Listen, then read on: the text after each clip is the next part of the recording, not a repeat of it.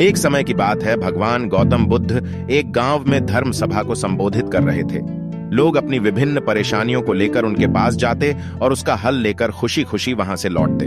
उसी गांव के सड़क के किनारे एक गरीब व्यक्ति बैठा रहता तथा महात्मा बुद्ध के उपदेश शिविर में आने जाने वाले लोगों को ध्यान से देखता। उसे बहुत आश्चर्य होता कि लोग अंदर तो बहुत दुखी चेहरे लेकर जाते हैं, लेकिन जब वापस आते हैं तो बहुत खुश और प्रसन्न दिखाई देते हैं। उस गरीब को लगा कि क्यों न वो भी अपनी समस्या को भगवान के समक्ष रखे। मन में यह विचार लिए वह भी महात्मा बुद्ध के पास पहुंचा। लोग पंक्तिबद्ध होकर अपनी समस्या को बता रहे थे। जब उसकी बारी आई तो उसने सबसे पहले महात्मा बुद्ध को प्रणाम किया और फिर कहा, भगवान, इस गांव में लगभग सभी लोग खुश और समृद्ध हैं, फिर मैं ही क्यों गरीब हूं?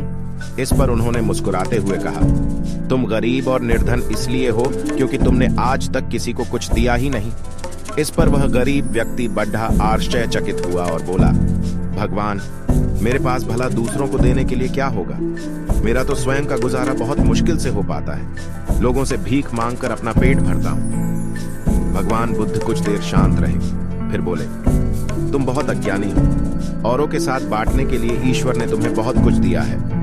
मुस्कुराहट दी है जिससे तुम लोगों में आशा का संचार कर सकते हो। मुख दिया है ताकि लोगों से दो मीठे शब्द बोल सकते हैं, उनकी प्रशंसा कर सकते हो। दो हाथ दिए हैं, लोगों की मदद कर सकते हो। ईश्वर ने जिसको ये तीन चीजें दी है वह कभी गरीब और निर्धन हो ही नहीं सकता।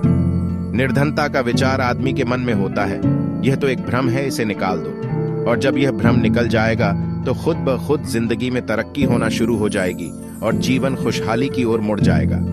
कहानी का सारांश, कभी भी मन में निर्धनता का भाव उत्पन्न न होने दो, गरीबी अपने आप दूर हो जाएगी। भगवान बुद्ध का संदेश सुनकर उस आदमी का चेहरा चमक उठा और उसने इस उपदेश को अपने जीवन में उतारा, जिससे वह फिर कभी दुखी नहीं हुआ। और आपको भी यह कहानी की सीख अपने जीवन में उतारनी चाहिए और हमेशा खुश रहना चाहिए।